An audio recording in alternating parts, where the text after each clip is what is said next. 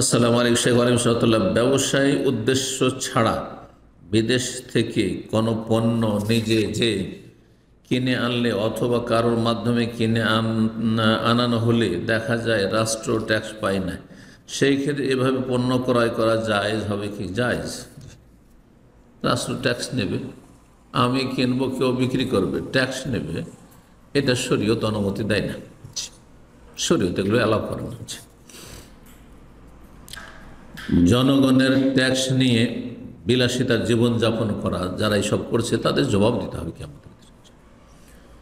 আল্লাহ হিদায়াত দান করুন। আসসালামু আলাইকুম শেখ ওয়ালাইকুম সালাতুল্লাহ। আমার আব্বু জমি বন্ধক রাখতে চায়, আমি বলছি জমি বন্ধক রাখা হারাম, তাও আমার কথা শুনছে না। অনেকবার নিষেধ করেছি।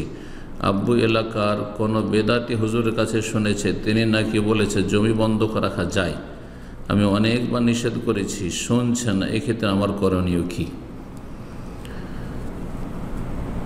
আপনার করণীয় হচ্ছে যে আপনি বাপকে নিষেধ করবেন, জমি জায়গা আপনার বাবার, নিষেধ করবেন, উপদেশ দেবেন, বোঝাবেন হালাল রিজিকে বরকত রয়েছে, হারাম এই বন্ধক জমি বন্ধক রেখে সেখান থেকে আপনার আয় উপার্জন হওয়া এটা সুদ, আর সুদ ধ্বংসাত্মক গুনাহ, যাতে মানুষের রুজির বরকত ধ্বংস হয়ে যায়, শরীর স্বাস্থ্যের বরকত ধ্বংস হয়ে যায়, পরিবার ছেলেমেয়ের বরকত ধ্বংস হয়ে যায়। এসব বিষয়গুলি ভালো উপদেশ দিয়ে বোঝাবেন। খারাপ আচরণ বাবা মা অসৎ হলেও তাদের সাথে করা যাবে না। আল্লাহ হিদায়াত দান করুন।